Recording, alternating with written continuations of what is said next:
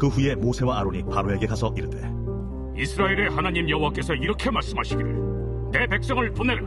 그러면 그들이 광야에서 내 앞에 절기를 지킬 것이니라 하셨나이다.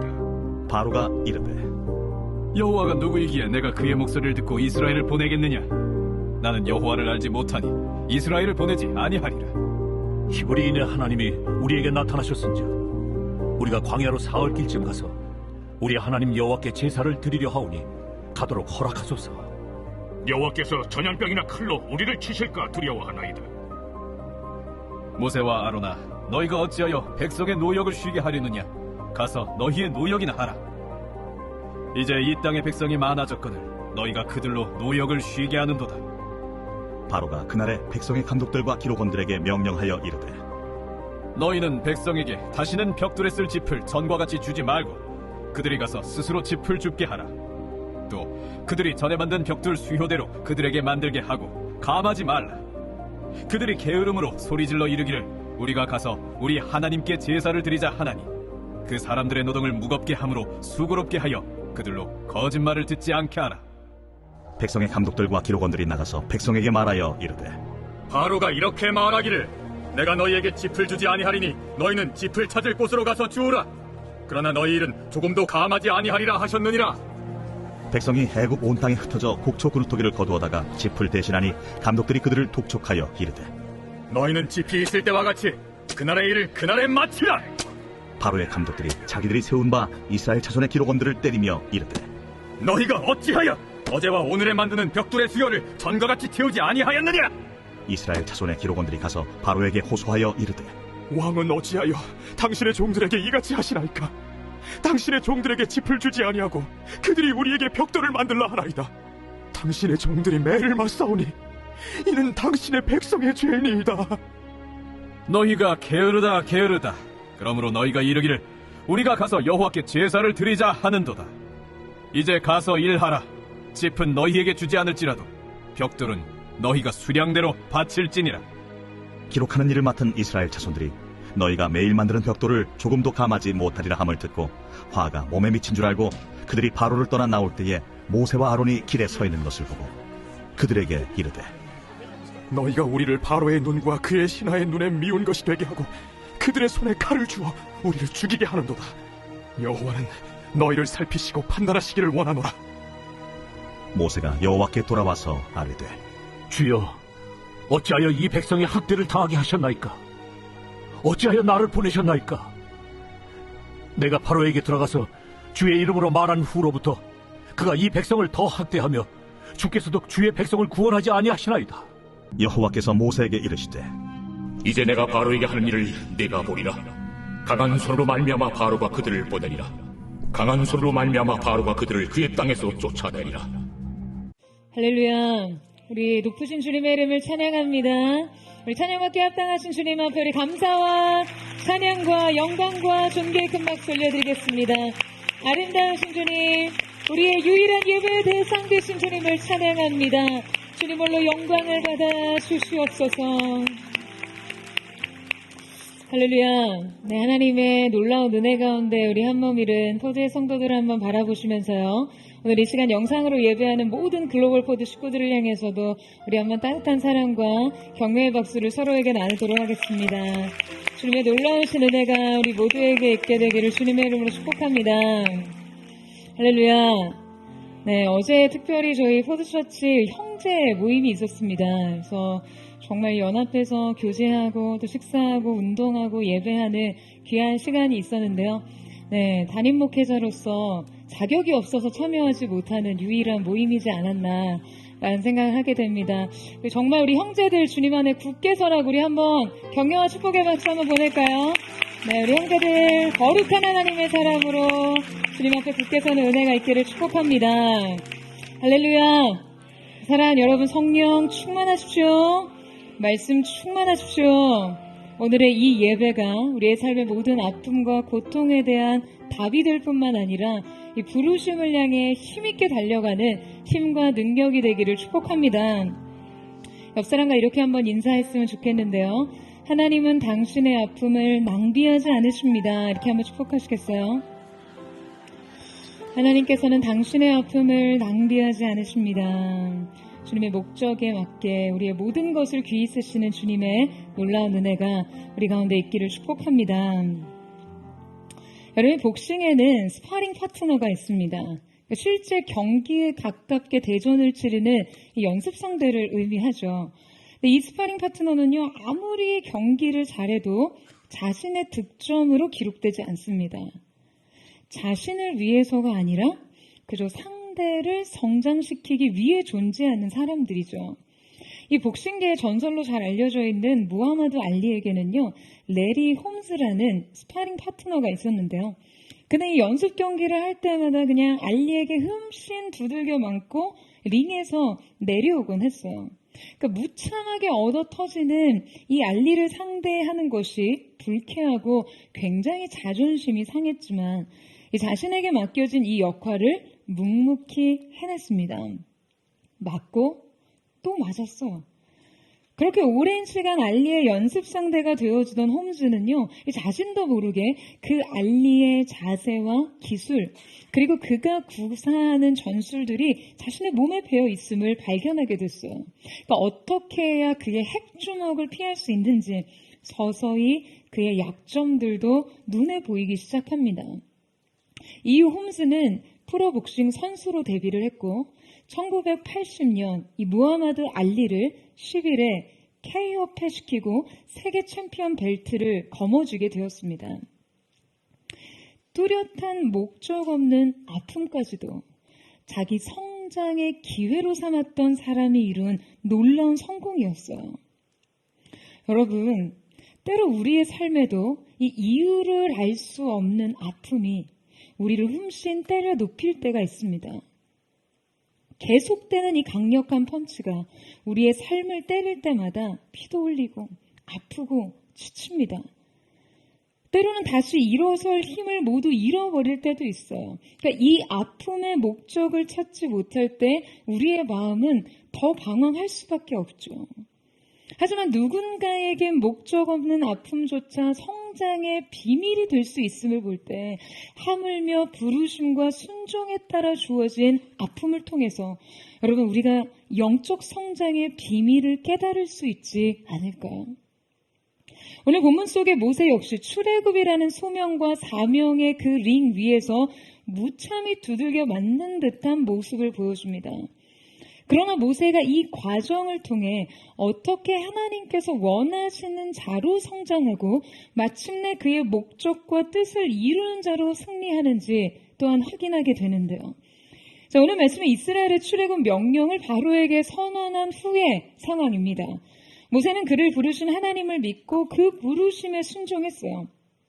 그러니까 모세와 아론은 말씀 이후 즉각적으로 바로의 궁으로 찾아가서 이스라엘 민족의 출애굽에 관한 그 하나님의 계획과 말씀을 전했습니다.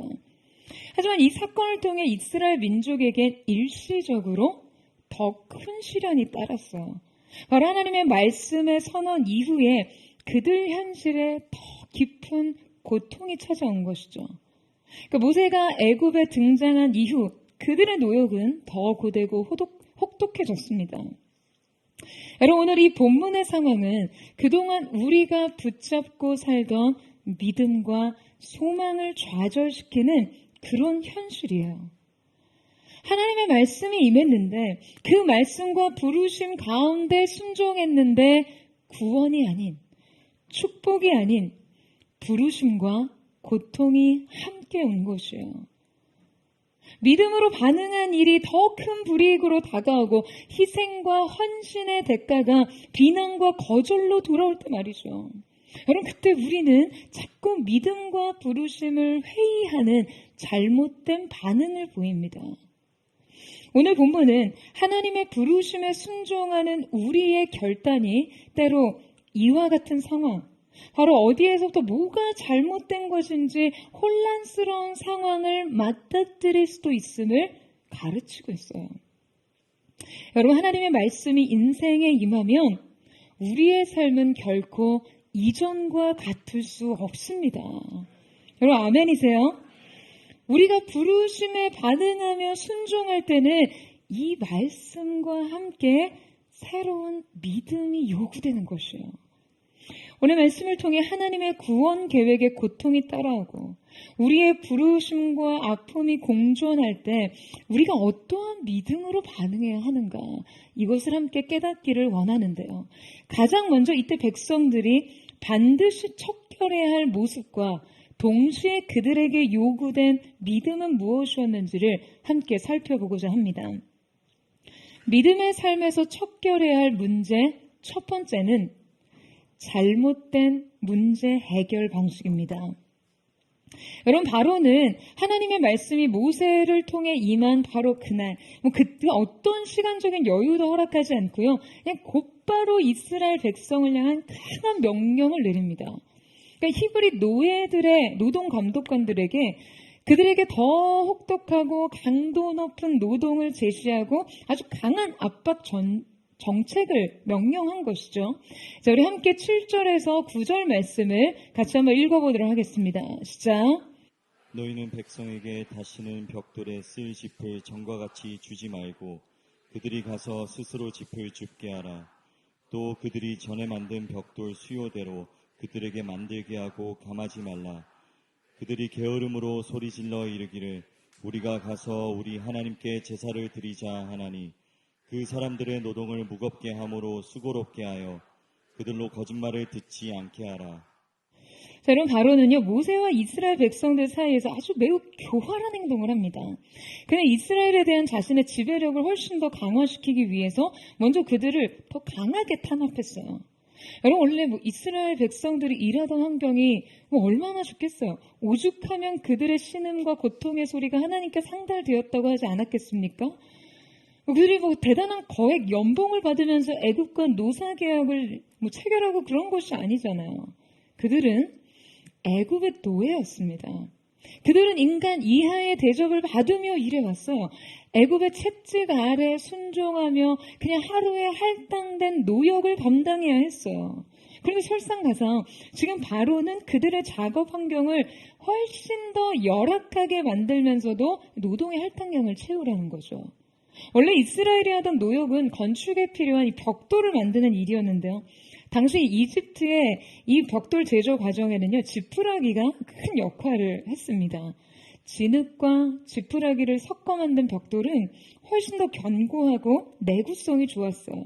그 지푸라기가 벽돌의 이 강도를 증가시키고 이 건조 과정을 촉진하는 역할을 했거든요. 그런데 지금 바로가 그 지푸라기를 공급하지 않겠다는 거예요. 그럼 어떤 일이 일어납니까? 바로의 이 명령 후에 이스라엘 백성들은 그 집을 제조할 곡초 그루터기를 거두기 위해 그냥 온 애굽 전역으로 뿔뿔이 흩어집니다. 그런데 문제는 지푸라기를 공수하기 위해 노역 현장을 떠난 노예들로 인해서 지금 실제 벽돌을 만드는 사람들의 숫자는 줄었지만 이전과 동일한 할당량을 채워야 한다는 점이었어요. 그들의 고통은 배가 되었습니다. 뿐만 아니라 이 할당량을 채우지 못할 경우 이스라엘 백성들은 애굽인 간역자들로부터 폭행을 당해야 했어요. 바로는 잔혹한 노동과 폭력으로 그들을 짓눌렀습니다. 그들에게 더욱 강한 지배력을 갖기 위해 그들을 위협하는 것이죠. 여러분, 바로가 지금 이스라엘에게 향한 이 명령의 의도는 무엇이었습니까? 여러분, 9절 말씀에 보면요, 바로는 이스라엘 노예들의 노동을 무겁게 함으로써 그들로 거짓말을 듣지 않게 만들려고 합니다. 여기서 표현하는 이 거짓말이란 누구의 말이에요? 모세의 말이에요. 모세의 말은 곧 하나님의 명령에 대한 대언이었어요. 그러니까 바로는 하나님의 말씀, 즉 그들을 향한 구원 계획을 거짓으로 매도하면서 지금 그 말씀과 이스라엘 백성을 분리시키고 있는 것이죠. 그러니까 바로의 의도는요, 단순히 이스라엘의 노동력과 생산력을 더 필요로 했던 것도, 또 그들을 더 괴롭히고 싶었던 것도 아닙니다. 그의 의도는 정확하게 백성의 노역을 더 무겁게 함으로 모세와 분리되고 모세를 통한 하나님의 구원 계획을 불신하도록 하는 것에 있었어요. 그런데 바로의 말대로 새로운 명령이 시행되자 여러분, 이스라엘 백성의 행동은 무엇이었습니까? 20에서 21절 말씀을 보시면 그들은 가장 먼저 모세와 아론을 비난합니다. 여러분, 바로의 의도대로 되고 있어요. 바로의 계산대로 모든 일이 진행됩니다. 그들은 이 모든 문제의 원인을 모세에게로 돌립니다. 여러분, 보통 사람들은 상황이 악화되거나 문제가 발생했을 때 누군가에게 그 책임을 물게 하려는 본능이 있어요. 누군가를 탓하고 싶은 거죠. 책임 전가하고 싶어요. 그리고 그를 맹렬하게 비난함으로 현실의 모든 문제를 그에게 부과하려고 합니다. 여러분, 우리도 일만 터지면 부모 탓하고 배우자 탓하고 동료 탓하고 자식 탓합니다. 여러분, 이 남 탓은요, 정말 깊은 자기 방어 본능이에요. 아주 뿌리 깊은 자기 방어 본능이에요. 현실의 모든 문제와 불안을 그냥 누군가에게 덮어씌우고 공격함으로써 지금 자기 자신은 보호하고 그 모든 책임을 전가시키고 싶은 거죠. 여러분, 이 본능은요, 여러분 우리 안에 매우 잘못된 문제 해결 방식입니다. 지금 그들이 모세와 아론을 비난하고 원망하는 것이 여러분 생각해보세요. 이게 과연 합당한가요? 이것이 과연 모세가 초래한 문제 상황이었어요? 아니에요. 이 상황은 사실 모세가 아니라 자신들의 진정한 원수였던 바로가 초래한 상황이었습니다. 하지만 이스라엘 백성은 그들의 모든 고통을 모세의 탓으로 돌립니다. 그러니까 이것이야말로 바로의 간교한 의도였는데도 말이에요. 또한 이스라엘 백성들은 이 현실 문제를 해결하기 위해서 정작 자신을 돕기 위해 모든 것을 희생한 모세와는 거리를 두면서 그럼 누구를 찾아가죠? 누구를 찾아갑니까? 바로를 찾아갑니다. 이 상황을 견딜 수 없던 이스라엘의 패장들은 바로에게 나아가 그들의 그 힘든 상황을 울부짖으며 호소했어요. 여러분, 바로 이게 문제예요. 여러분, 그들의 삶에 문제가 힘겹고 구원이 필요할 때 여러분, 그들이 나아가 울부짖고 고통을 호소하는 이가 누가 되어야 마땅합니까? 누가 되어야 마땅해요? 하나님 앞에 나아가야죠. 하지만 그들은 바로왕 앞에서 눈물로 자신의 고통을 호소하고 있어요. 마치 그에게 자신들의 삶이 달려있는 듯, 마치 그로부터 인생의 구원이 찾아오는 듯 말이에요. 여러분, 이스라엘 백성들은요, 문제의 원인은 모세에게 돌렸고 이 문제의 해결은 바로에게 두었습니다. 이것은 너무나 잘못된 현실 인식이고 문제 해결 방식입니다. 여러분, 어떠세요? 우리도 종종 이런 행동을 하죠. 고난과 시련의 원인은 하나님께 두고 그 주님을 원망하면서 문제 해결과 구원은 다른 것으로부터 기대하는 건 말이에요. 만나지 말라는 사람은 자기가 만나놓고, 돈에 눈먼 계약은 자기가 해놓고 이 모든 상황을 왜 허락하셨냐고 그 하나님을 원망하고 불평하면서 정작 해결은 당장 자신을 위로해줄 사람에게서 찾고 돈에서 찾고 권력의 빌부터 찾습니다. 여러분, 이것이 다 이스라엘식 사고방식과 반응이에요. 여러분, 그들은 이 고난에 대한 분별력을 가지지 못했어요. 근본적으로 이 고난 뒤에 실현된 그 하나님의 구원 계획을 제대로 이해하지 못했기 때문에 그들은 잠시 찾아온 고난을 해석하고 감당할 힘이 없었던 것이죠. 여러분, 오늘 이 본문은 오래전부터 저에게 큰 도전을 주던 말씀이었어요. 부르심과 고난, 순종과 아픔이 어떻게 삶에서 양립하는가? 이 둘이 어떻게 삶에 동시에 다가오는가 하는 문제 말이에요. 여러분, 때로 하나님의 구원 여정은 고통을 동반하기도 합니다. 하나님의 명령이 떨어지기가 무섭게 바로는 이스라엘에게 혹독한 시련을 가했던 것처럼 여러분 이것은 우리 성도들의 삶 속에서 종종 일어나고 있는 일이에요. 우리는 그때 당황해서 어쩔 줄을 몰라 합니다. 사랑하는 여러분, 우리가 일시적인 고난을 감당하려면요, 이 시련과 고난을 능히 이기고 약속의 성취로 나아가기 위해서는요, 먼저 하나님의 뜻을 알고 이해해야 합니다. 하나님의 계획을 믿어야 해요. 그분의 선하고 완전하신 계획 말이에요. 그리고 그 모든 것 위에 그분의 성품을 믿어야 합니다. 여러분 아멘이세요? 하나님의 성품에 대한, 그분의 선하심에 대한 흔들리지 않는 믿음만이 흔들리는 현실을 지탱할 수 있어요. 여러분, 이스라엘 백성에게 주님이 주고자 하신 것은 고난이 아니라 구원입니다. 종이 아닌 자유인의 삶이었어요. 강제 노역이 아닌 예배하는 삶이요. 하지만 그들의 잘못된 현실에서가 그냥 잠깐 변화된 상황에 그냥 곧장 흔들려 버립니다. 그들은 믿음의 관점을 소유하지 못했기에 지금 그들이 감당해야 할 이 일시적인 고통을 위대한 구원의 일부로 받아들이는데 실패한 것이죠. 여러분도 잠깐의 시련을 믿음의 관점 안에서 해석하세요. 여러분 아멘이세요? 여러분 순종 뒤에 고난이 찾아왔을 때, 하나님을 위한 일 가운데 시련이 닥쳤을 때 그의 숨은 뜻은 재앙이 아니라 해로운 것이 아니라 평안이며 장래에 소망을 주시려는 그 하나님의 뜻이 숨겨져 있음을 믿으시기를 축원합니다. 할렐루야. 여러분 일시적인 이 고통이 위대한 하나님의 계획이 일부라는 사실을 받아들이는 믿음의 해석력이 필요합니다. 여러분 그런데 이때 이스라엘 안에서는 어떤 생각이 더 견고해졌을까요? 바로 확실히 하나님의 구원이 개입된 내 삶보다 그냥 바로의 노예로 있을 때의 삶이 훨씬 더 낫다라는 생각이 들지 않겠습니까?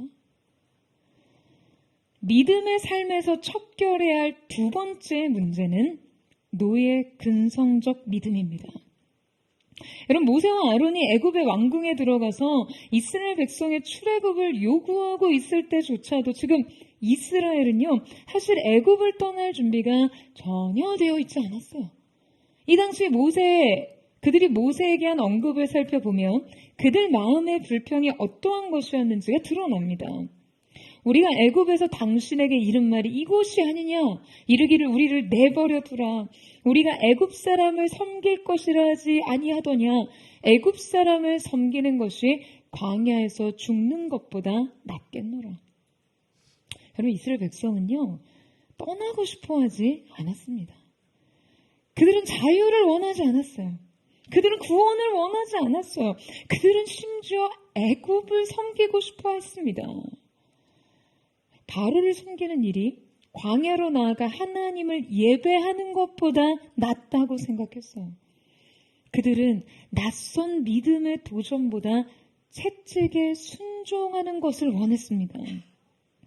그들은 자유인으로서 하는 믿음의 모험보다 노예들의 쳇바퀴 돌아가던 삶을 근본적으로 훨씬 더 선호했어요. 여러분, 이것이 그들의 믿음의 현주소였습니다. 바로 이스라엘 백성들의 이 믿음과 태도는요, 그냥 노예 생활에 완전히 잠식된 그들의 체질과 근성이었어요. 그들은 더 나은 미래에 대한 희망보다 그냥 오늘의 체념을 선택하는 민족이었습니다. 왜냐하면 그들은 이미 430년 동안 이 삶에 적응해 있었으니까요. 고통스러운 현실 수용만이 오늘을 살아가는 유일한 대응처였기 때문에 이것은 그들의 체질이 되었고 그들의 근성이 되었던 것이죠. 그들의 정체성이 그냥 아예 노예화 되어버린 거예요. 여러분 그런데 우리의 믿음 또한 종종 이러한 모습을 보입니다. 우리 역시 더 나은 믿음의 삶이 있다 해도 그냥 자신에게 익숙한 굴레 안에 살고 싶어 합니다. 우리는 이 익숙한 정체성을 벗어나고 싶어 하지 않아요. 그게 나라는 거예요. 그게 내 삶의 방식이라는 거죠. 더 나은 삶이 있다 해도 이미 나에게 완전히 굳어진 이 정체성을 벗어버리는 것이 오히려 더 큰 두려움이 되어버렸어요. 여러분, 이것이 바로 노예적 근성입니다.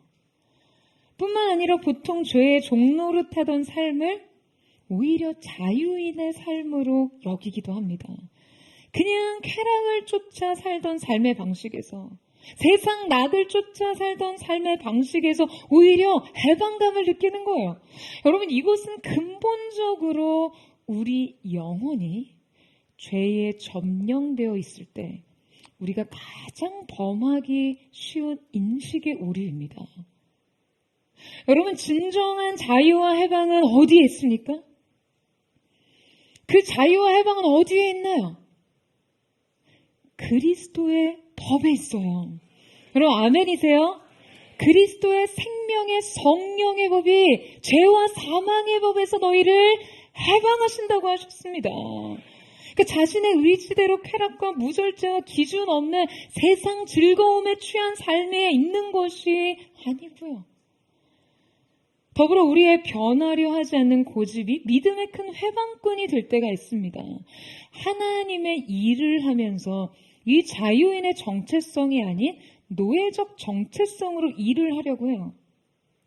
이런 사람들은요, 보다 나은 것이 눈에 보여도 익숙한 것을 바꾸려고 하지 않습니다. 자신에게 익숙해진 방식을 고수하는 것에 그냥 자존심을 걸어요. 심지어 자신의 강팍함이나 완고함까지도 어떤 자기다움이나 자존심으로 밀어붙이는 경향이 있어요. 오만이 배짱이 되어버립니다. 내 생각과 확신을 철회하고 싶어 하지 않아요. 그 광야의 모험은 언제나 시시각각 변화하는 환경에 대응하며 믿음의 최선을 찾아가는 유연성이 필요한데요. 그냥 언제나 중요한 것은 나의 생각, 나의 의, 나의 고집, 내 방식, 나의 자존심뿐이에요. 여러분, 이것은 믿음에 사로잡힌 행동이 아니라 속박된 정체성에 의한 행동입니다. 우리가 하나님의 일을 하려면 여러분, 우리는 지금 이 근성을 이제 내려놔야만 합니다. 여러분, 아멘이세요? 저는 선포합니다. 오늘 모든 노예 근성과 속박된 정체성이 예수님의 이름으로 끊어지기를 축원합니다. 하나님의 부르심 가운데 반응하는 자들에게 척결해야 할 문제 세 번째는 민감한 상처, 트라우마입니다. 우리 함께 22절에서 23절 말씀을 같이 한번 읽도록 하겠습니다. 시작. 모세가 여호와께 돌아와서 아뢰되 주여 어찌하여 이 백성이 학대를 당하게 하셨나이까? 어찌하여 나를 보내셨나이까? 내가 바로에게 들어가서 주의 이름으로 말한 후로부터 그가 이 백성을 더 학대하며 주께서도 주의 백성을 구원하지 아니하시나이다. 자, 여러분, 그는 부르심에 순종해 자신의 삶을 희생하며 자기 동족에게로 돌아왔지만 이 순종은 그냥 낙담과 좌절에 빠뜨립니다. 그는 사실 광야에서 한때 굉장히 잘 살고 있었거든요. 그는 애굽을 떠난 40년 동안 자기 삶에 안착해서 나름 안정적인 생활을 하고 있었습니다. 게다가 그가 광야에서 한 일은요, 자기 소유의 양떼도 아니라 장인 이드로의 양떼를 돌보던 일이었거든요. 그저 그는 고용되었을 뿐 짐승들에게조차도 자기 소유와 책임으로 져야 하는 부담을 안을 필요가 없었어요. 그냥 매일 열심히 성실하게 들에 나가 맡겨진 딱 그 일까지만 하면 그럭저럭 살만한 인생이었습니다. 자, 그런 그가 한 민족을 이끄는 지도자로서의 부담을 안아야 하는, 여러분, 이 상황이 얼마나 큰 중압감이었겠어요. 게다가 40년간 양을 쳤던 경험을 통해 그에게 그 목자의 온유함, 그 부드러운 마음을 갖는 것은 그리 어려운 일이 아니었을 거예요. 하지만 이 목가적인 환경과 책임에 익숙해진 40년을 뒤로하고 돌아온 이곳에서 자신의 선택과 결정이 누군가에게 고통을 주는 도구가 된다는 것은 받아들이기 쉽지 않았을 거예요. 여러분, 어떤 사람들은요, 그냥 남에게 피해 주는 게 세상에서 제일 싫은 사람들이 있어요. 차라리 내가 좀 힘들고 말지, 내가 고통받고 말지, 내가 그냥 다 짊어지고 말지, 뭐 남한테 기대고 싶지 않습니다. 그런데 우리가 때로는 함께 울고 함께 짐을 져야 하는 이 운명을 받아들여야 할 때도 있습니다. 그 안에서 하나님께서 이루실 더 깊은 연합이 있어요. 그러니까 모세는 자기가 자신의 순종이 한 민족에게 가져온 그 현실을 보면서 깊은 좌절을 느꼈을 거예요. 그의 순종은 두 가지의 거절을 맞닥뜨려야 했죠. 하나는 바로의 거절이었고 다른 하나는 동족들의 거절이었습니다. 그런데 그에게 있어 바로의 거절과 동족의 거절은 전혀 다른 성격이었을 거예요. 여러분, 모세는 애시당초 이 부르심을 받을 때 이스라엘의 출애굽을 바로가 순순히 허락해 줄 리 없다는 사실을 하나님으로부터 들었습니다. 그러니까 모세는 바로의 거절은 어느 정도 이미 예상을 했을 거라는 거죠. 하지만 하나님은 그의 동포들이 이전과 같이 그를 배척하고 비난할 것이라는 경고를 해주신 적이 없으셨어요. 그래서 더욱이 그는 미리 마음의 준비를 할 수도 없었을 테고요. 게다가 이것은 그에게 겨우 아문 어떤 치명적인 상처를 끄집어내는 일이 됐을 거예요. 여러분, 그가 40년의 공백을 뒤로하고 자기 백성에게 돌아왔을 때 어땠나요? 여러분, 그는요 결코 이 부르심을 두 팔 벌려 환영한 적이 없었습니다. 오히려 한사코 거절하고 하나님의 부르심을 만류하려고 애썼죠. 여러분, 왜요? 그는 자기 스스로 자기의 약점을 잘 알고 있었어요. 그가 돌아가서 마주해야 할 자기 백성은 그들에게는 지난 40년 전 자신에게 그들은 엄청난 아픔을 준 이들이었거든요. 그가 핍박받은 자기 동포들을 구하기 위해 애굽 사람을 쳐 죽인 일이 있었어요. 하지만 그때 그의 이 과격한 행동은 결코 동족들에게 환영을 받지 못했습니다. 오히려 그는 자기 형제들로부터 배척을 받았어요. 그러니까 모세는 자기 동족들을 구하기 위해 자신을 희생했음에도 그 결과와 책임이 자신에게 어떤 아픔과 거절감으로 돌아왔을지를 여러분 이미 익히 잘 알고 있었습니다. 아마 이 동포들의 배척은요, 이때 이미 모세에겐 심각한 트라우마가 되었을 거예요. 트리거가 됐을 거예요. 그러니 그런 그에게 다시 이 백성 앞에 서야 하는 일은 너무나 큰 부담과 두려움이 있겠죠. 그러니까 자신에게 너무나 민감한 상처가 있으니까요. 하지만 그는 이 백성들을 향한 하나님의 구원 계획을 이해했습니다. 그래서 그는 이 부르심에 순종할 수밖에 없었고요. 이 사명을 감당하기 위해 가족으로부터 뒤돌아섰고 자기 직장을 내려놓고 자신의 거주지를 떠나왔어야 했습니다. 그런데 그가 이곳에서 와서 다시 직면한 것이 바로 이 동포들의 거절과 공격이었던 거예요. 여러분, 우리도 이와 비슷한 경험을 할 때가 있죠. 돕고자 했던 대상들에게 그냥 예상치 못한 공격을 받았을 때, 어렵게 책임을 끌어안은 일에 대해 근거 없는 비난을 받아야 할 때, 자기가 희생을 감수한 대상들에게서 거절감을 느껴야 할 때 말이에요. 나의 수고와 나의 노력을 알아주지도 않는 대상들이 이것들을 그냥 하찮게 여기며 경멸할 때 여러분 우리는 어떠한 서러움을 느낍니까? 여러분 그런데 이때 우리는 우리가 직면하는 여러 가지 역경의 원인들을 하나님의 관점에서 해석할 필요가 있습니다.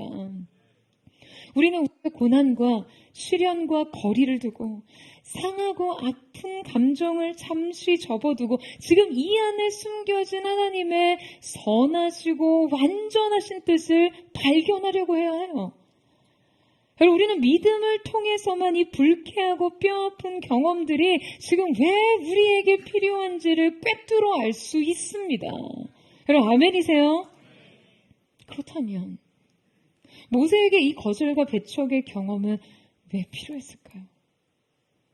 오늘 말씀을 깊이 묵상하면서 하나님께서 40년 전 모세를 그냥 완전히 무너뜨렸고 40년 동안 광야의 고독한 생활 속에 그저 희석된 이 트라우마를 어쩌면 굉장히 의도적으로 들춰내시려는 것은 아닐까 하는 생각이 듭니다.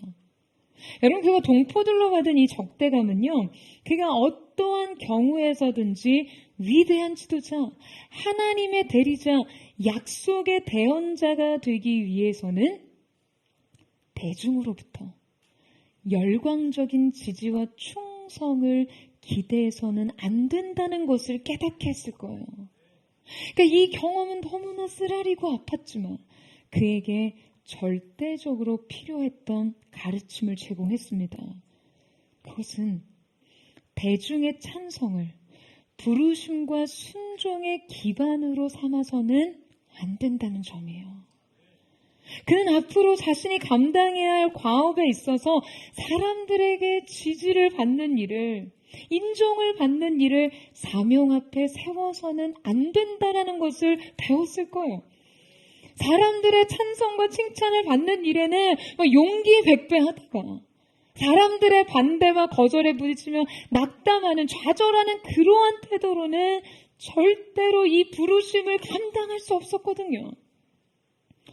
모세는 또 뭔가 시작하기도 전에 동족으로부터 또다시 거절당합니다. 이 거절은요, 모세를 2번 죽이는 일이었을 거예요. 그런데 모세가 이 일을 2번 당했을 때 이 경험은 그에게 이제 정석이 되었어요. 아마 그는 이때 자신이 감당해야 할 이 사명에 있어서는 사람들의 찬성과 지지에 대한 그 기대감을 그냥 일찍이 내려놔야 한다는 것을 느꼈을 거예요. 여러분, 그런데 그에게 출애굽 전에 왜 이 훈련이 반드시 필요했던 것일까요? 여러분, 출애굽을 하고 나서 곧장 모세가 직면했던 최대의 위기 상황은 무엇이었습니까? 홍해였죠. 여러분, 홍해 사건은 우리가 이전에 한번 살펴봤지만 이 홍해의 기적은 여러분 어떤 상황에서 일어났습니까? 진짜 완전 사면초가 모세에게는 최대 위기 상황에서 일어났어요. 앞에는 바다가 넘실대고 좌우는 절벽으로 진쳐 있었고요. 애굽의 정예 부대의 추격은 고립된 이스라엘을 바싹 뒤쫓고 있었습니다. 그냥 애굽의 말발굽 소리가 귀에 들리는 듯 했을 거예요. 여러분, 이런 말도 안 되는 상황에서 모세는 어떤 문제까지 직면합니까? 그냥 아비규환에 빠진 이스라엘은요, 원망과 비난을 모세에게 쏟아냅니다.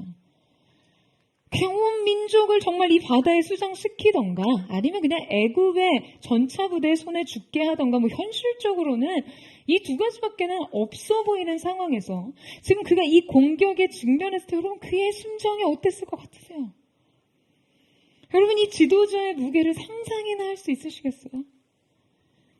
과연 어떤 사람이 이 직면한 위기 상황을 온전한 정신으로 감당할 수 있겠습니까?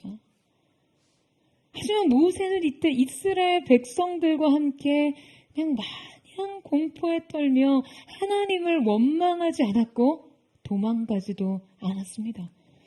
그는 오히려 담대하게 굳게 서서 이스라엘에게 여호와의 구원을 선언합니다. 자, 우리 함께 출애굽기 14장 13절에서 14절 말씀을 힘있게 읽도록 하겠습니다. 시작. 모세가 백성에게 이르되 너희는 두려워하지 말고 가만히 서서 여호와께서 오늘 너희를 위하여 행하시는 구원을 보라. 너희가 오늘 본 애굽 사람을 영원히 다시 보지 아니하리라. 여호와께서 너희를 위하여 싸우시리니 너희는 가만히 있을지니라. 여러분, 이 영적 강자의 믿음과 이 초인적인 리더십 그리고 이 위기 돌파 능력이 어디에서 길러졌을까요? 저는 바로 이 사건에서 길러졌다고 믿습니다. 하나님께서는 바로의 거절뿐 아니라 백성들의 원망과 비난을 통해서 오히려 모세가 하나님 앞에 홀로서 그분을 더욱더 의지하는 법을 배우게 하셨어요. 모세가 지금 이 위기 상황에서 이전과 다른 믿음의 진보를 하나님께 보였고 그는 끝내 하나님이 원하시는 자질을 갖출 수 있게 됩니다. 여러분, 모세가 직면한 이 백성들의 적대감과 공격은요, 분명 과거 상처와 트라우마까지도 모두 불러일으키면서 트리거로 그를 단숨에 그냥 완전히 무너뜨릴 수 있는 일이었어요. 하지만 그는 40년 전 자신처럼 광야로 도망가지 않았습니다. 여러분, 그가 이때 하나님 앞에 와서 무슨 말을 했을까요? 자, 5장 22절 말씀 같이 한번 읽겠습니다. 시작. 모세가 여호와께 돌아와서 아뢰되 주여 어찌하여 이 백성이 학대를 당하게 하셨나이까? 어찌하여 나를 보내셨나이까? 여러분, 모세는요, 하나님 원망합니다. 그런데 중요한 것은 그가 전처럼 그냥 광야로 도망가는 대신에 하나님 앞에 섰다는 거예요. 22절 초반에 기록된 이 말씀을 여러분, 우리는 주목해서 눈여겨봐야 합니다. 모세가 여호와께 돌아와서. 여러분, 모세는 하나님 앞에 돌아왔어요. 이전에는 이러한 상황에 직면했을 때 그는 하나님을 찾지 않았지만요, 이제 그는 하나님 앞에 설 수 있는 사람이 되었습니다. 그의 순종은 그의 모든 상황을 악화시켰고 그의 선의는 짓밟혔고 그의 희생은 비난을 받았어요. 그러나 그가 하나님 앞에 홀로 섰을 때 그는 그에게 가장 필요했던 자질을 갖출 수 있었습니다. 여러분, 하나님 앞에 홀로 견디려고 하나님 앞에 나와 엎드리지 못하는 지도자는요, 결코 하나님 앞에서 쓰임받지 못합니다. 인간의 견해는 뒤로 하고 그 하나님의 마음을 알기 위해 그 하나님 앞에 엎드릴 수 있는 사람만이 하나님의 일을 감당할 수 있어요. 하나님의 역사의 동작, 주인공으로 쓰임받을 수 있습니다.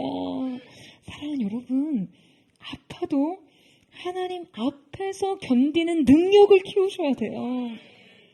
외로워도 하나님 앞에서 울면서 버텨야 합니다.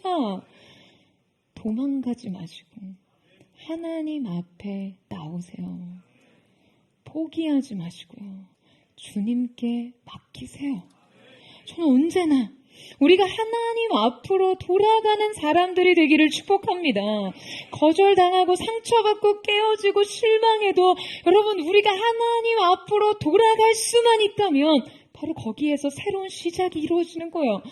진정한 성장과 성숙을 이룰 줄로 믿습니다.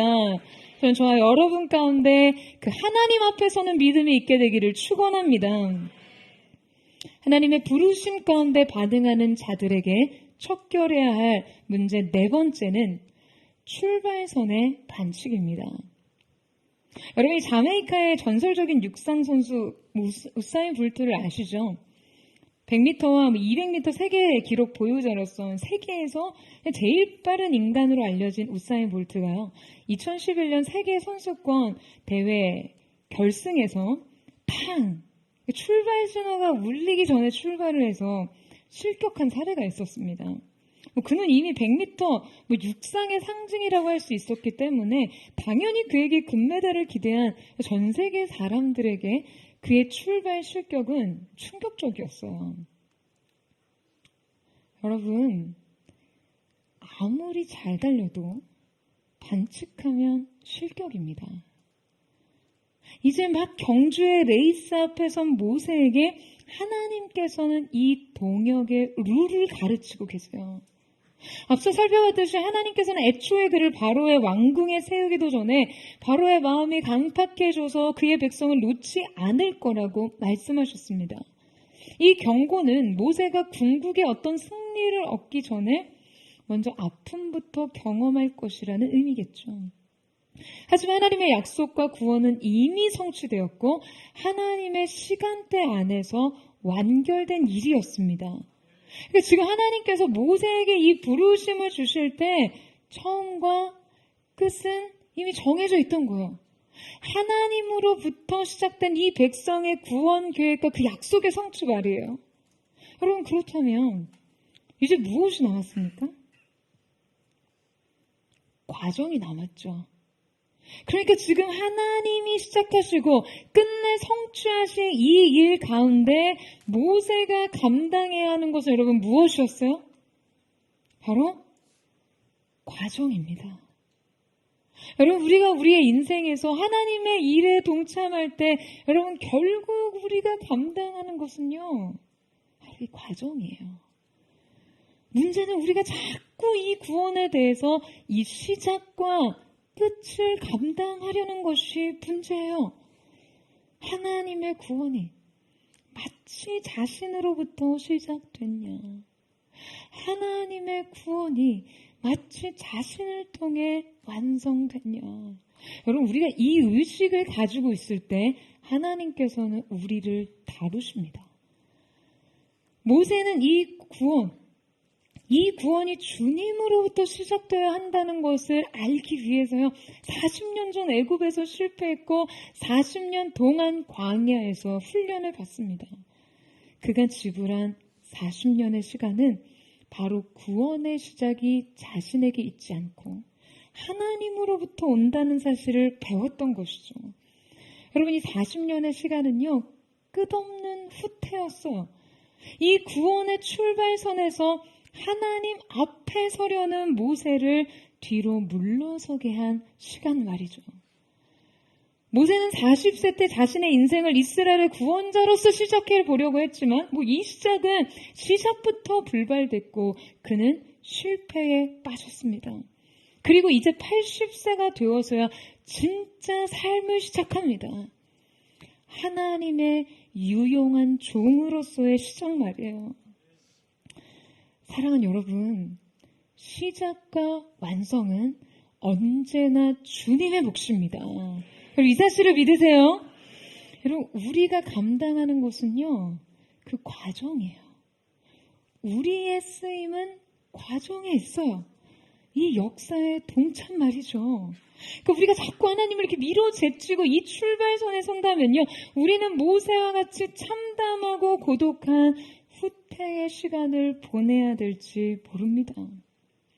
여러분, 사명과 부르심의 자리에 설 때 사명자로 그 자부심으로 무장하고 약속을 무기 삼아 그냥 마치 그 일의 성취와 완성이 자신으로부터 비롯된 것인 것처럼 생각하시면 절대로 안 됩니다. 여러분의 일, 관계, 자녀 문제, 가정, 모든 직장생활, 모든 것에 있어서 하나님께서 사명을 주셨고 약속을 주셨다면 우리 주님이 앞서 가시고 여러분, 우리는 뒤따라 가는 것입니다. 여러분, 아멘이세요? 주님께서 하시는 일에 영광스럽게 동참하는 것이죠. 여러분, 언제나 기억하세요. 우리의 몫은 시작도 완성도 아닙니다. 과정일 뿐이에요. 하지만 하나님으로부터 시작됐고 그분이 친히 완성하실 이 일 가운데 지금 우리를 동참시키시는 그 자체가 은혜임을 기억하십시오. 뿐만 아니라 우리는 동시에 이 과정이 언제나 승승장구, 백전백승만을 의미하는 것이 아니라는 점도 기억해야 돼요.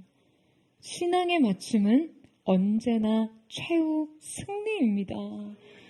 하지만 여러분, 그 과정은요, 끊임없는 시행착오예요. 그리고 우리는 이 시행착오를 통해 궁극적으로 그 하나님을 알아갑니다. 우리가 무엇을 하든지 실수의 빈도를 줄이려고만 한다면 여러분, 결코 우리는 배움의 기회를 얻을 수 없습니다. 여러분, 아멘이세요? 현실의 삶 속의 관계 속에서 흠씬 두들겨 맞는 것 같아도 여러분, 그 과정을 통해서 어떻게 피해야 할지, 어떻게 행동해야 할지, 어떻게 이겨야 할지를 배우게 된다는 거예요. 질 때 이기는 법을 배우세요. 얼마 전에 유도 금메달리스트 김재범 선수가요, 이 후배들을 코칭하며 하는 말을 짧은 영상을 통해 봤는데요. 그가 그런 말을 하더라고요. 자기가 이 금메달 리스트 1등이 되기까지 몇 번이나 적었을 것 같냐고요.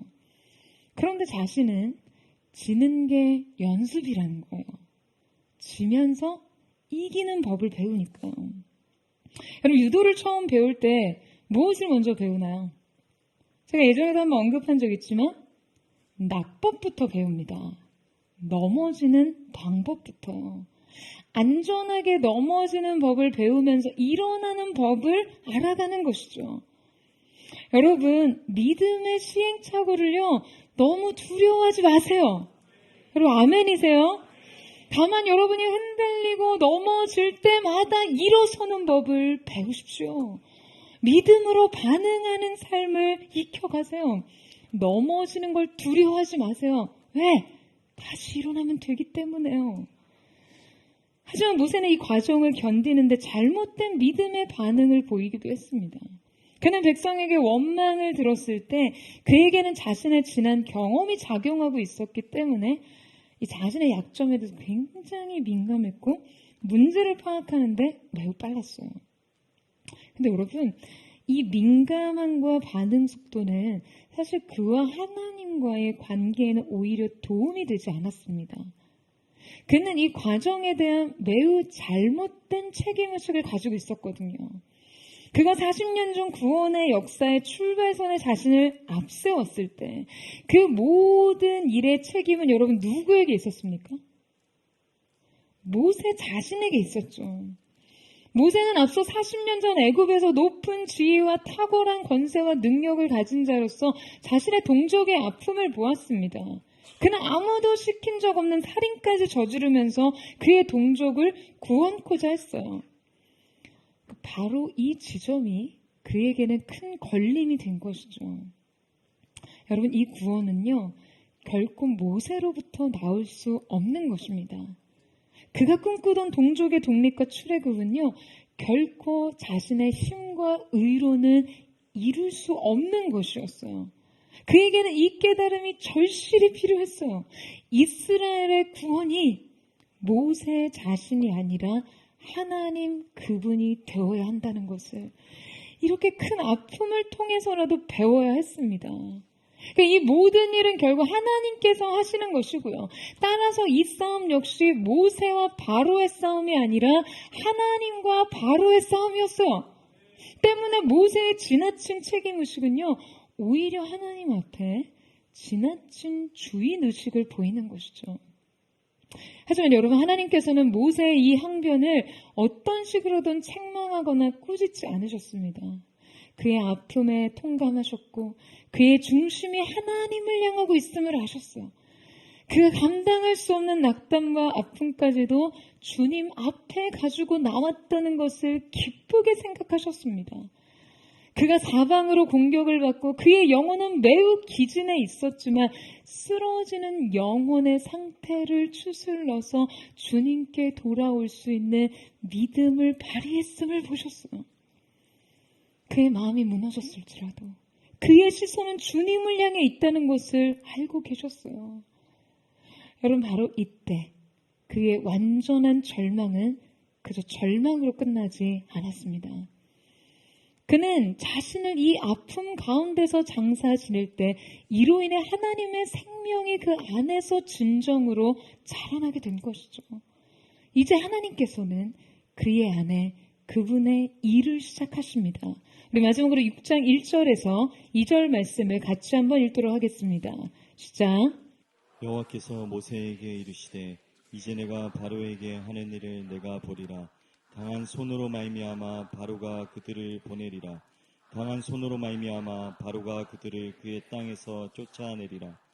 하나님이 모세에게 말씀하여 이르시되 나는 여호와이니라.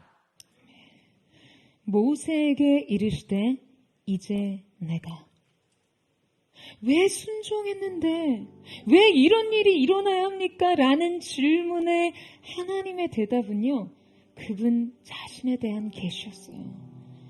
이제 하나님께서는 모세에게 이제 진정한 자신의 뜻을 계시하실 수 있게 됐습니다. 바로 이스라엘의 구원은 모세가 아니라 바로 하나님 자신에게서 비롯된다는 사실을 말이에요. 하나님의 구원은 전적으로 하나님의 것임을 알게 하시는 것이죠. 하나님의 거룩한 부르심 가운데 응답하신 여러분, 우리의 아픔조차도 구원의 재료가, 그 구원의 선한 재료가 되게 하신 주님을 찬양하며 이제 그분의 일을 앞지르지 마시고 그저 동참하세요. 여러분 안에서 시작하신 그분의 일을 계속된 순종으로 이루어 가시기를 축원합니다. 그러면 오직 하나님만이 하실 수 있는 그분의 구원의 역사가 시작될 것입니다. 저는 오늘 정말 우리 모두에게 그 역사를 목도하는 은혜가 있게 되기를 주님의 이름으로 축원합니다. 여러분의 지난 과거의 실패, 지난 상처, 오늘 여러분의 인생 속에 트리거가 되는 그 모든 삶의 문제들을 가지고 주님 앞에 서세요. 주님 앞에서 요긴한 그릇으로 다시 빚어지는, 그래서 하나님의 구원의 통로로 여러분의 삶을 쓰시는 강력한 주님의 개입이 저와 여러분 가운데 있게 되기를 주님의 이름으로 축복합니다. 우리 같이 한번 찬양하며 기도하며 나아갔으면 좋겠습니다. 사랑하는 주님, 우리가 이 시간 주님 앞으로 되돌아가기를 원합니다. 우리의 삶의 현실이 말해주는 그 수많은 많은 문제들을 뒤로하고 더 이상 도망치지 않겠습니다. 이 마음의 방황을 안고서라도 주님 그 답을 찾기 위해 다른 누가 아닌 주님을 향해 가기를 원합니다. 오늘 그렇게 믿음의 걸음으로 주님께로 돌아오는 하나님의 사람들에게 주님 자신을 계시하시고 이들 가운데 계획하신 하나님의 뜻을 밝히 보이시는 놀라운 은혜의 역사가 오늘 우리 가운데 있게 하여 주옵소서. 우리 그 마음 고백하며 우리 주님 앞으로 나아가기를 원합니다. 보는 중에 주음서 들을 수 없다 해도 참된 진리 되신 주 난 붙드네. 폭풍이 몰려와도 험한 길을 간대도 믿음의 두 손 들고 주실래. 내게 행하신 그 놀라운 일, 생명 주신 주를 기억하네.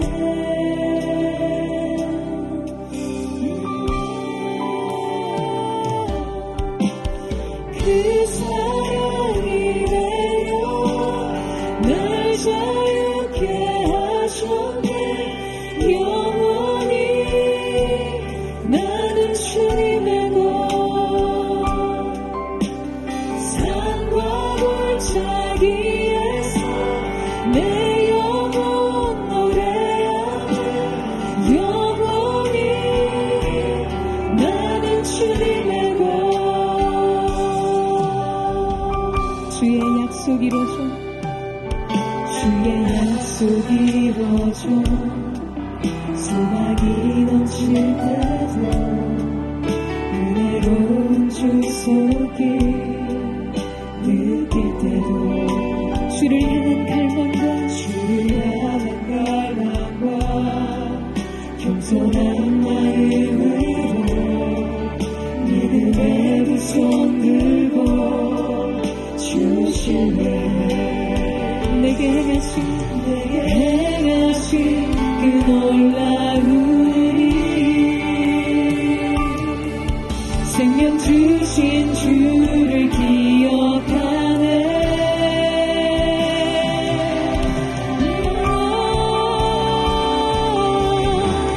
그 사랑이 내려와 날 자유케 하셨네. 영원히 나는 주님의 것, 산과 골짜기에서 내 영혼 노래하네. 영원히 나는 주님의 것,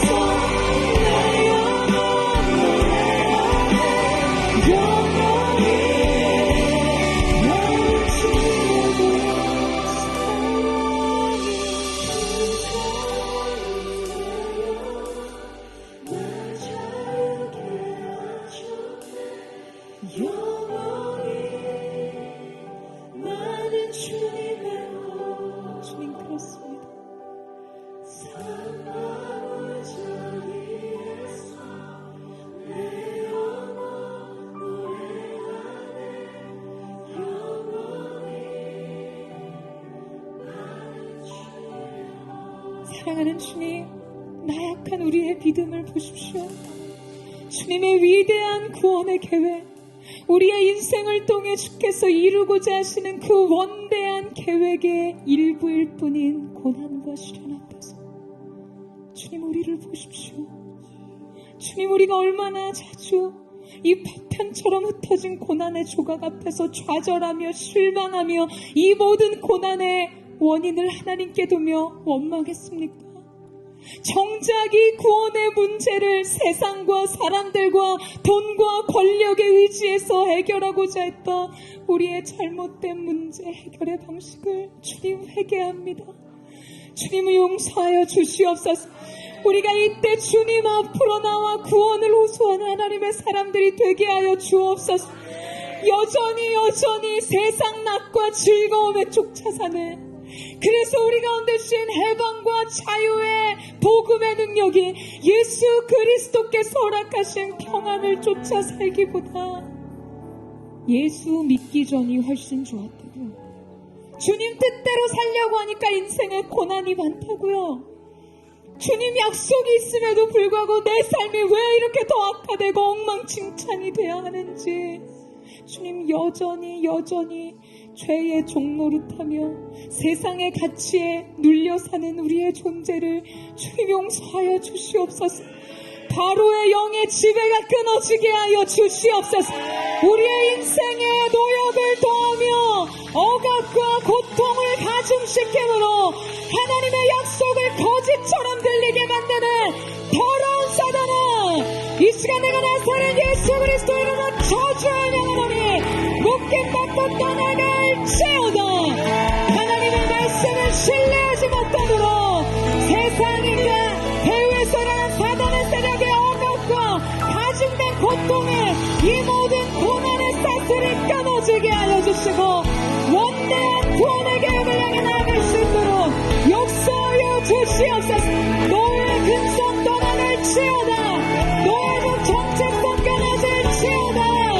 우리 주님 앞에 회개하는 마음으로 우리를 새롭게 하여 주시옵소서. 구원의 주님을 바라보며 주여 하고 듣고 기도합니다. 주여.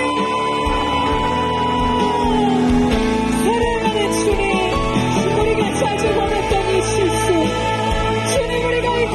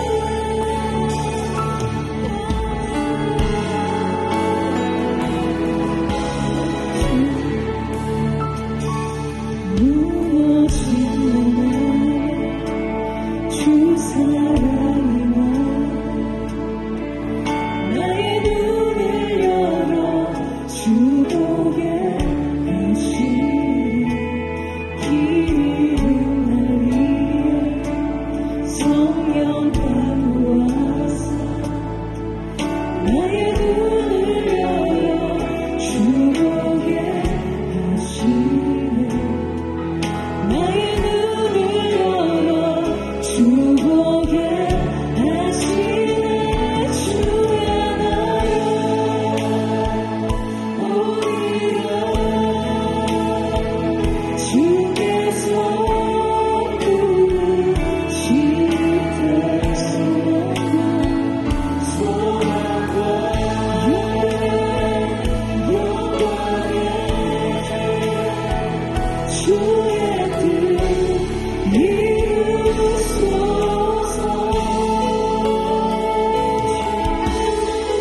우리 함께 고백합니다.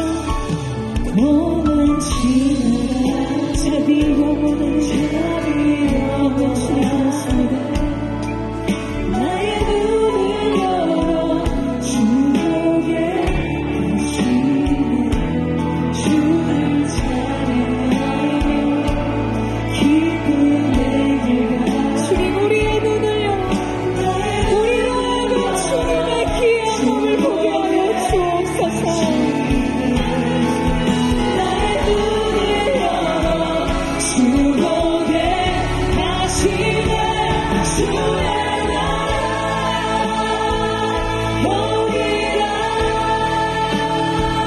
주께서 부르실 때 소망과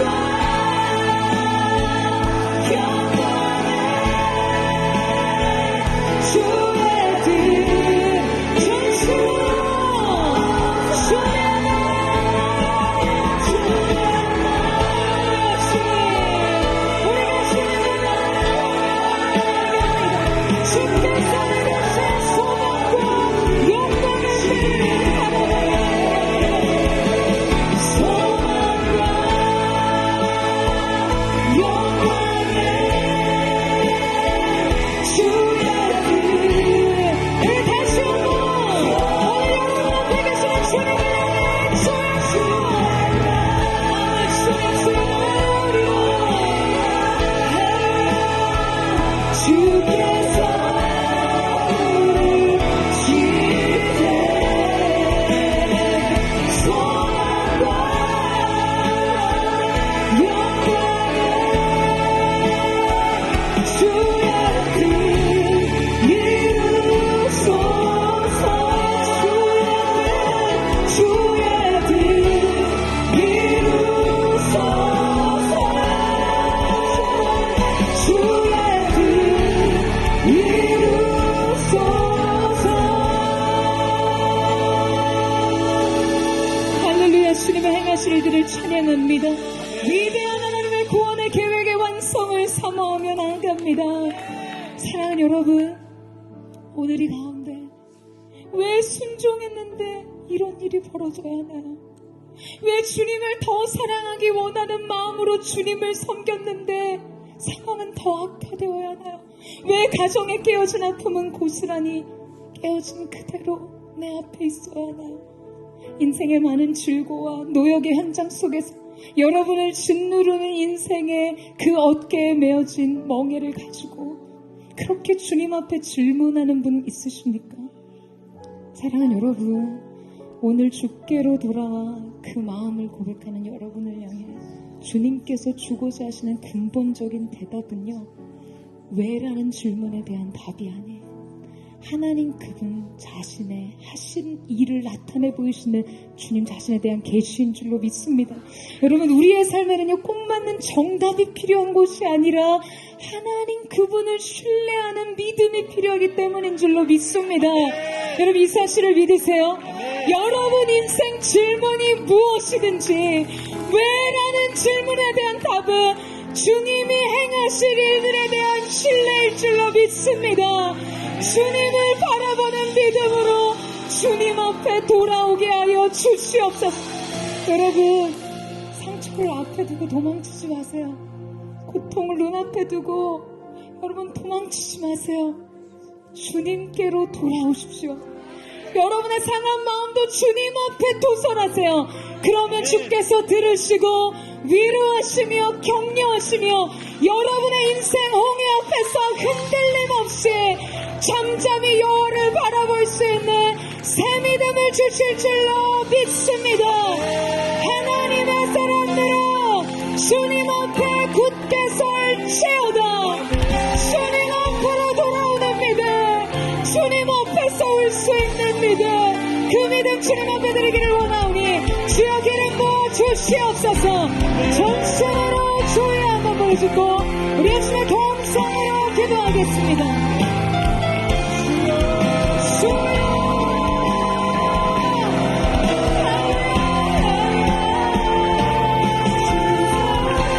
거룩하신 주님, 우리 자신을 주님 앞에 내려놓습니다. 인생에 우리가 마음을 강화하게 하는 수많은 혼란의 질문들을 주님 앞에 내려놓습니다. 주님으로부터 듣기를 원합니다. 주님, 우리가 원하는 기대하는 답이 아니라 근본적으로 우리가 주님을 더 신뢰하는 인생의 고백을 주님 앞에 답으로 삼을 수 있는 하나님의 사랑을 낼 수 있도록 주여 역사하여 주시옵소서. 오늘 주님 우리 시간 우리가 인생에 붙잡았고 그 모든 것을 내려놓고 때로는 상처와 분노를 벗겨 삼아서 인생의 그 부분을 탓하고자 했던 책임져서 그 모든 것 주님 앞에 내려놓고 주의 음성을 들어보려 그 사랑 안에서 새로운 시간을 이어가기를 원합니다. 주 사랑 거친 고난에도 기쁜 바다처럼 나를 찾아내 주 사랑 내가 보내면서 그 사랑 위에 주님 그렇습니다.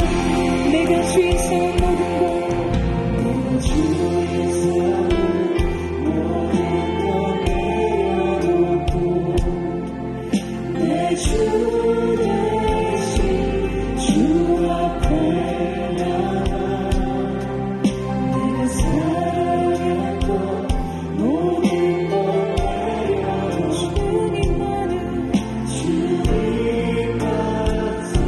다시 한번 믿음으로 고백합니다. 내가 주인 삼은 내가 주인 삼은 모든 것 내려놓고 주 대신 내 주 대신 주 앞에 나와 내가 사랑했던 모든 것 내려놓고 주님만을 주님만 사랑해 주 사랑 주 사랑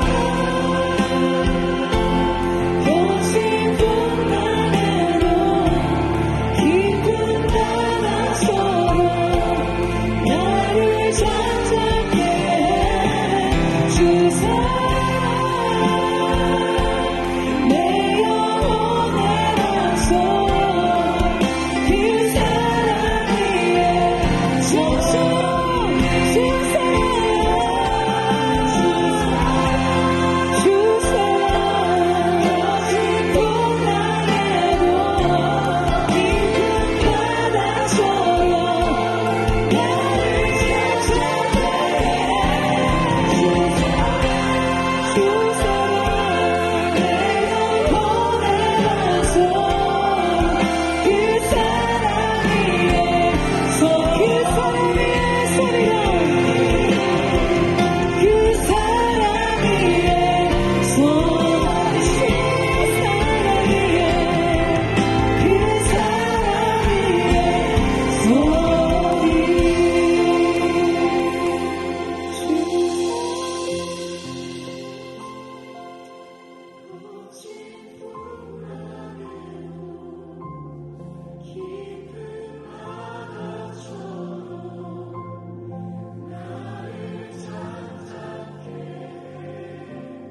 주 사랑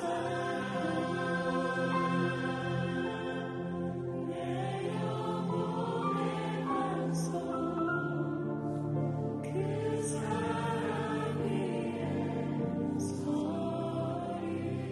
사랑하는 주님, 우리 앞에 있는 주님의 사랑이 우리의 삶의 새로운 출발선이 되었습니다. 주님, 그러나 이제 이 시작과 완성이 주님 편에 있음을 우리로 하여금 알게 하시고, 우리가 주님의 뒤를 따르며 이 모든 믿음의 과정을 인내로 견디며 이기는 자들이 될 수 있게 하여 주시옵소서. 오늘 하나님의 사람들의 인생에 찾아온 모든 시련과 고난을 해주시고 주님의 놀라우신 광대한 뜻을 드러내실 그 주님을 찬양하며 기쁨으로 그 길을 가게 하여 주시옵소서. 그 사랑이 소망에 닿지 되게 하여 주시옵소서. 하나님의 사람들아, 주님의 뒤를 따를지어다. 내가 친히 너의 앞서가리라. 내가 친히 너를 위해 이 일을 이루리라. 우리 그 주님 앞에 맡겨드리며 우리 마지막으로 주여 한번 부르짖고 친히 주님을 따르기를 원합니다. 함께 고백하며 나아갑시다. 주여. 사랑하는 주님, 오늘 이 가운데 주님 앞에 우리의 마음을 드리고 나아갑니다. 모든 것이 주님 앞에 있습니다. 주님의 시작과 완성되시는 알파와 오메가가 되시는 주님을 높여 찬양합니다. 주님보다 앞서지 않고 주님이 허락하신 영광스러운 은혜의 동참함으로 믿음의 시행착오를 두려워하지 않고 넘어져도 다시 일어나는 자들로 주 앞에 서게 하여 주시옵소서.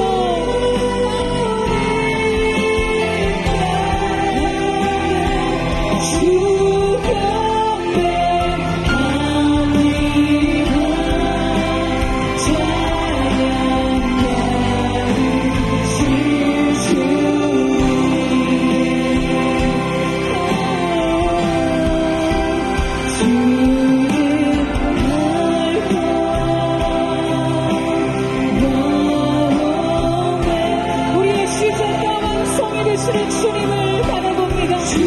모든 것이 주님 손에 있음을 고백합니다.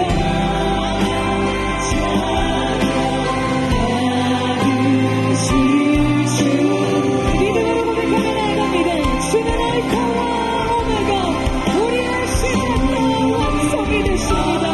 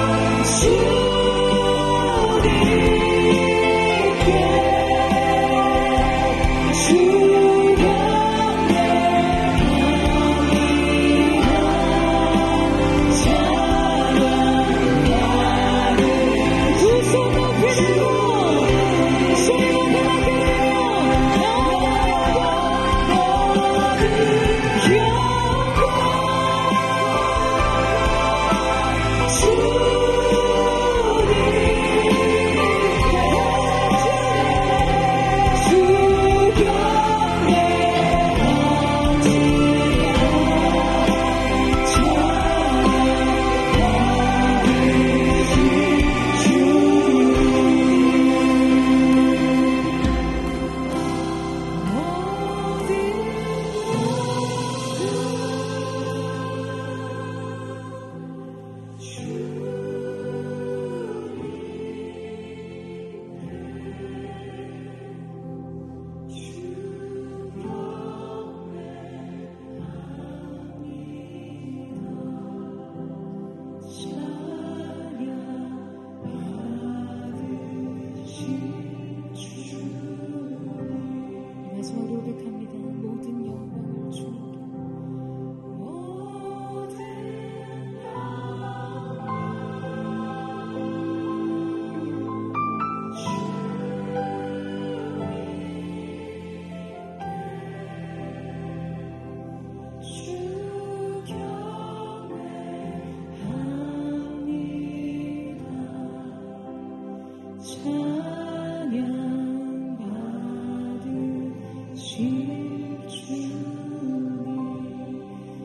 할렐루야. 주님, 그렇습니다. 우리의 시작과 완성이 되신 주님께 모든 영광을 주님 앞에 올려드리기를 원합니다. 이 모든 구원의 시작과 완성은 하나님 당신께 있음을 고백합니다. 우리로 하여금 주님이 완성하신 그것을 보게 하여 주시옵소서. 내가 주님과 앞서가리라. 내가 주님의 일을 완성하리라. 오늘 이 가는 놀라운 구원의 역사를 완성하실 주님 찬양합니다. 영광을 받아 주시옵소서. 찬양을 받아 주시옵소서. 그렇게 우리의 정점들을 새롭게 하신 주님, 다시 우리를 주님의 영광의 그릇으로 삼으신 그 주님을 찬양합니다. 감사드리며 살아계신 예수님의 이름으로 기도드립니다. 아멘. 할렐루야. 알파 오메가가 되시며 우리의 구원의 시작과 완성되신 주님, 우리의 삶을 다시 쓰실 주님의 이름을 찬양합니다.